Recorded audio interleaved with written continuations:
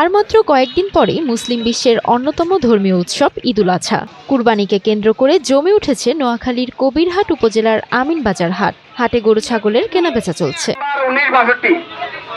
কোরবানির পশু ঘিরে ক্রেতা বিক্রেতাদের উৎসাহ উদ্দীপনাও দেখা গিয়েছে। পাশাপাশি সতর্ক অবস্থানে রয়েছে প্রশাসন। নোয়াখালীর ভিতরে বড় বাজার এসে আমিনবাজার বেচা কিনা আলহামদুলিল্লাহ ভালো হচ্ছে। এখনো ঈদ সামনে, এখনো মনে ঈদের বাকি আছে।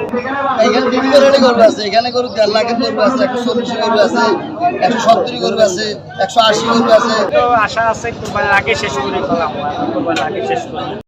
ঠিক আছে ইনশাআল্লাহ, কাস্টমার এখন ভালো নামতেছে না। হ্যাঁ, বেচা কিনা তো এখনো হচ্ছে না। এখন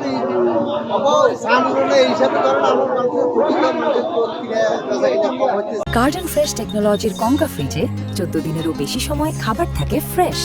প্রাকৃতিক পরিবেশে বেড়ে ওঠার পাশাপাশি মোটা তাজা করার মেডিসিন ব্যবহার না করায় এই অঞ্চলের গরুর মাংস অনেক স্বাস্থ্যসম্মত। কুরবানিকে সামনে রেখে এই হাটে গরু কিনতে আসছেন বিভিন্ন জেলার মানুষ।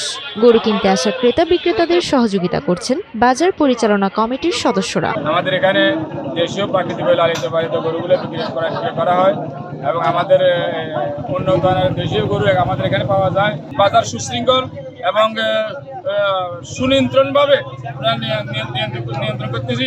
নিরাপত্তার ব্যবস্থা আছে, বাজারে নিরাপত্তার ব্যবস্থা দিচ্ছে, ভালো ব্যবস্থা, কোনো অসুবিধা নেই।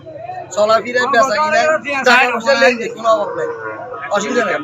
প্রতি রবি ও বৃহস্পতিবার বসা এই হাটে প্রতিদিন গরু ছাগলের সংখ্যা হাজার ছাড়িয়ে যাচ্ছে। হাটে প্রতারণা ঠেকাতে নেওয়া হয়েছে বাড়তি নিরাপত্তা। জাল টাকা ঠেকাতে বসানো হয়েছে টাকার মেশিন। পাশাপাশি ঈদের দিন নিরাপত্তা নিশ্চিতে মাঠে থাকবে পুলিশ প্রশাসনও।